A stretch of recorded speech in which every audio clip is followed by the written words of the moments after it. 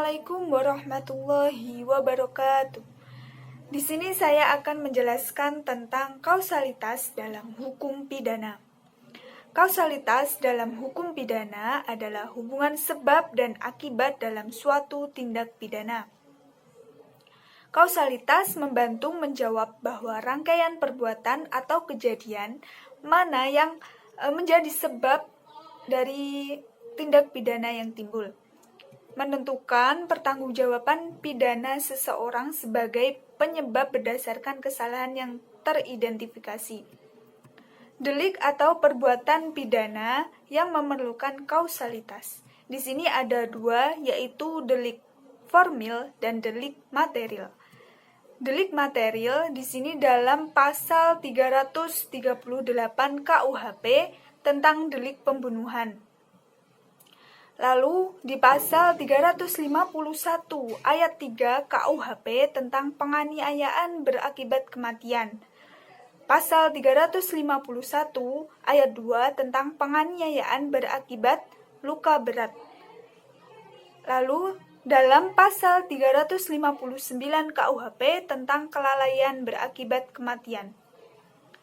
Delik formil. Kausalitas dalam delik formil terdapat dalam pasal 365 KUHP tentang pencurian dengan kekerasan. Bismillahirrahmanirrahim. Saya akan menceritakan tentang kejadian perkara. Jadi si pelaku ialah Ilham Yahya Huta Barat dan korbannya ialah Imelda Sahra Manalu. Dan waktu kejadiannya pada hari Sabtu 23 Juli 2011 pukul 04.00 WIB. Dan tempat kejadiannya itu berada di rumah terdakwa dan korban A berada di Jalan Prona, Kelurahan Sarudi, Kecamatan Sarudi, Kabupaten Tapteng. Dan dari kasus tersebut ialah mulanya korban dan terdakwa sedang tidur di dalam kamar. Kemudian terdakwa terbangun dari tidurnya dan mengajak korban hubungan suami istri. Namun keinginan terdakwa tersebut ditolak oleh korban. Sambil menepis tangan terdakwa, hal tersebut membuat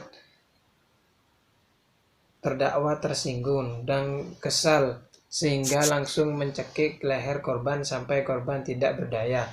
Dan selanjutnya terdakwa mengambil pisau dari dapur dan menggorok leher korban sehingga mengakibatkan korban meninggal dunia.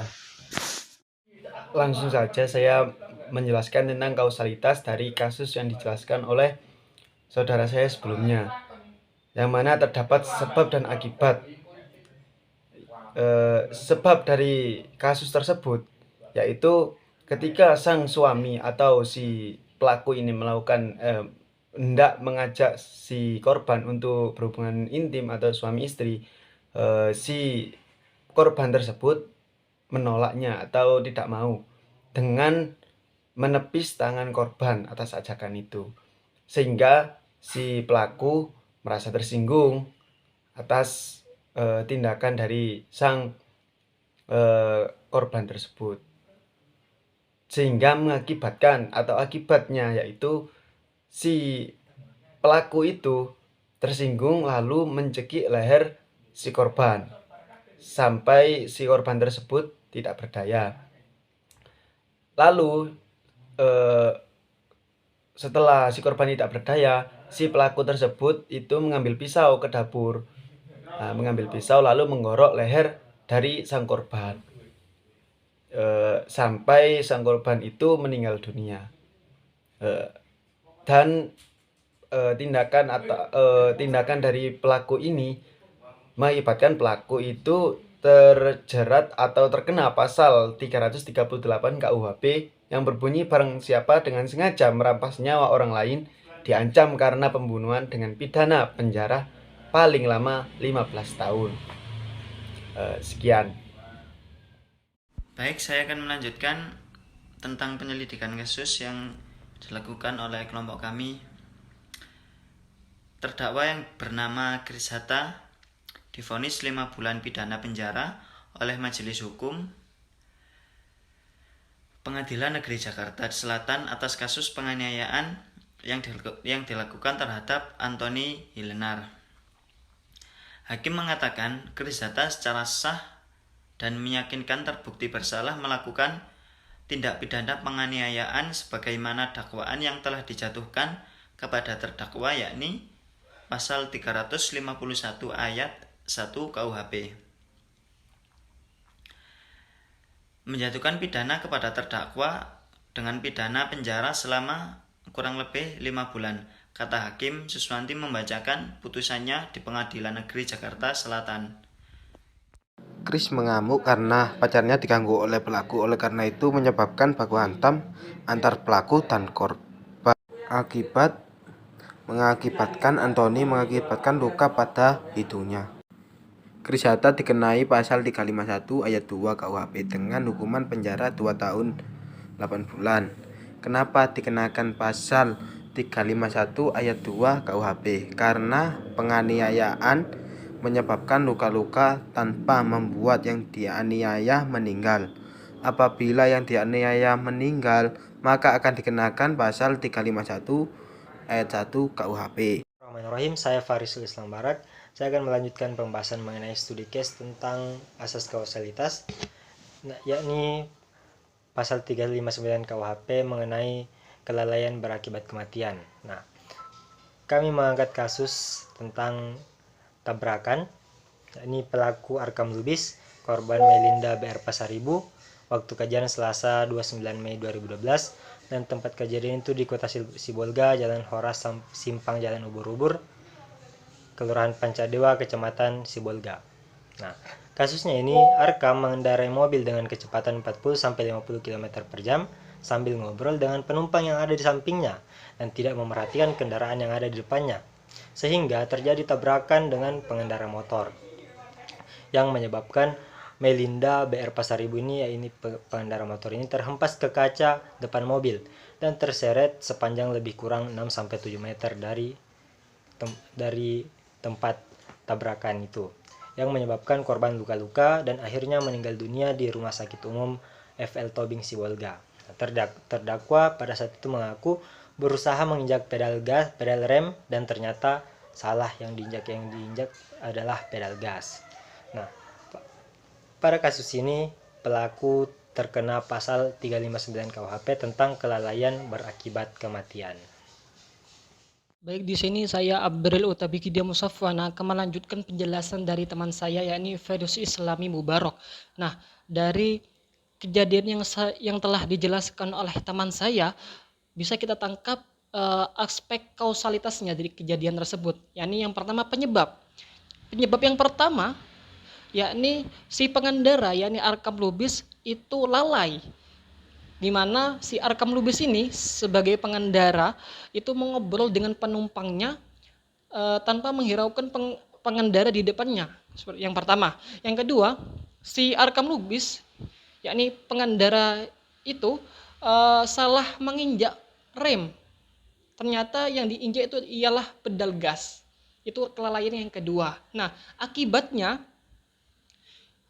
Melinda, yakni penumpang dari si Arkam Lubis itu luka-luka dan akhirnya meninggal di Rumah Sakit Umum Dr. FL Tobing Sibolga. Nah, itu akibatnya. Lantas si Arkam Lubis ini terkena pasal berapa? Arkam Lubis terkena pasal 359 KUHP, yakni yang bunyinya barang siapa karena kesalahannya menyebabkan orang lain mati diancam dengan pidana penjara paling lama 5 tahun atau pidana kurungan paling lama 1 tahun, seperti itu. Assalamualaikum warahmatullahi wabarakatuh. Saya Rumanatul Jannah dengan NIM 21020110108.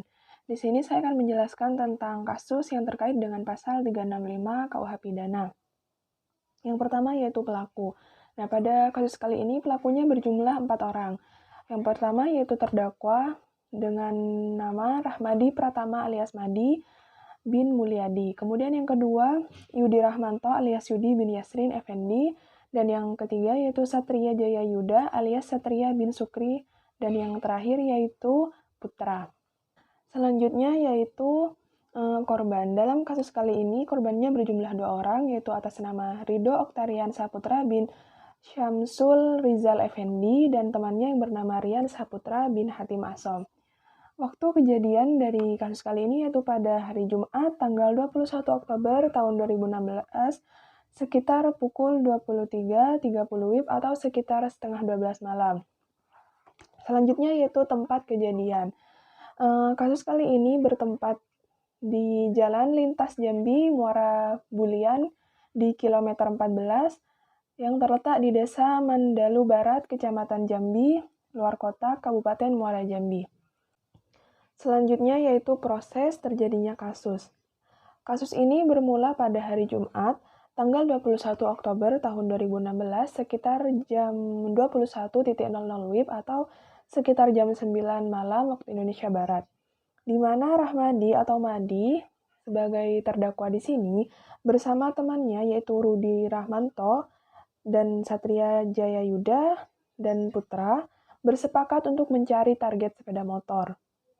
Kemudian keempat ini menggunakan 2 unit sepeda motor, di mana Yudi dan Satria ini berboncengan menggunakan Yamaha Mio Soul GT warna hitam dan Putra bersama dengan Rahmadi atau Madi berboncengan menggunakan sepeda motor Yamaha Mio Soul warna putih. Nah, kemudian sekitar jam 23.30 atau sekitar jam setengah 12 malam waktu Indonesia Barat, mereka semua sampai di jalan Lintas Jambi Muara Bulian kilometer 14 Desa Mandalu Barat, Kecamatan Jambi luar kota, Kabupaten Muara Jambi. Mereka ini melihat Ridho Oktarian Saputra bin Syamsul Rizal Effendi berboncengan dengan temannya yang bernama Rian Saputra bin Hatim Asom. Nah, di mana Ridho dan Rian ini mengendarai sepeda motor Honda Beat warna merah putih dengan nomor polisi 4034 IE. Di mana sepeda motor yang mereka kendarai ini merupakan milik dari orang tua Rian. Nah, selanjutnya mereka melancarkan aksinya dimulai dengan Yudi memepet laju sepeda motor yang dikendarai oleh Ridho. Sedangkan Satria di sini bertugas mematikan switch sepeda motor.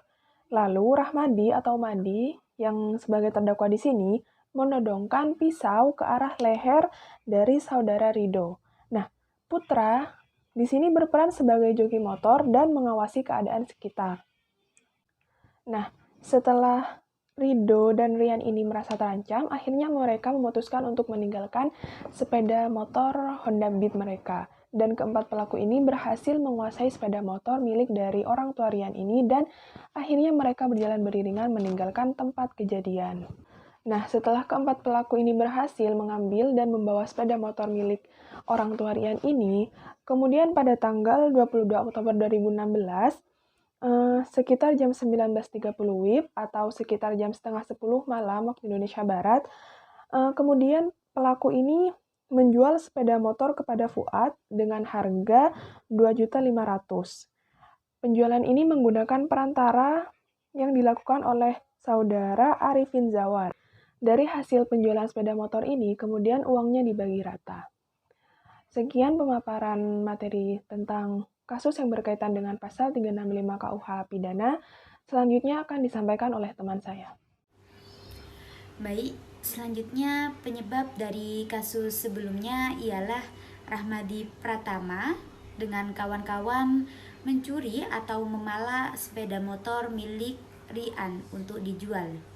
Dengan itu berakibat Rian, pemilik sepeda motor, mengalami kerugian material sebesar kurang lebih 8 juta. Dengan itu kasus tersebut dihukumi pasal 365 ayat 2 KUHP.